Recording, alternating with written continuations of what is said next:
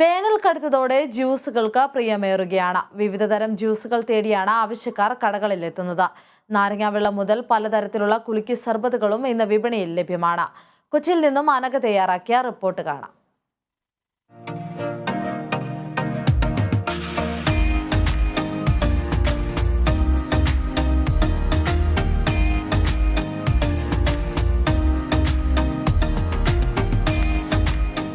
വേനൽക്കാലത്ത് ചൂടിന് കാഠിന്യം കൂടുമ്പോൾ ദാഹം തോന്നിയില്ലെങ്കിലും ധാരാളം വെള്ളം കുടിക്കണം.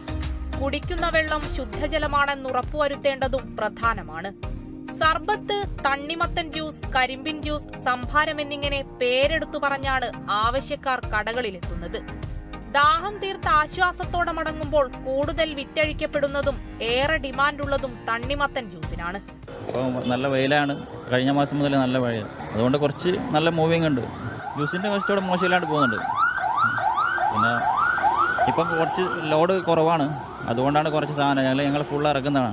അധികം ആളും ഇത് ആശ്രയിക്കുന്ന ഇതാണല്ലോ തണ്ണിമത്തൻ, നല്ല വിൽപ്പനയാണ്. ഇതൊരു ഗ്ലാസ്സിന് 20 രൂപ.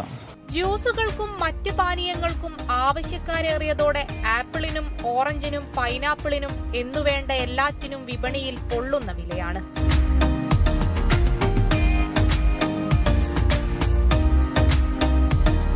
ഏതൊരു കടയ്ക്ക് മുൻപിൽ നോക്കിയാലും കുട്ടികളും മുതിർന്നവരുമായി വലിയ തിരക്കാണ്. കുട്ടികളുടെ കണ്ണുകൾ ആദ്യം പോകുന്നതാകട്ടെ വിവിധ കുലുക്കി സർബത്തുകളിലേക്കും.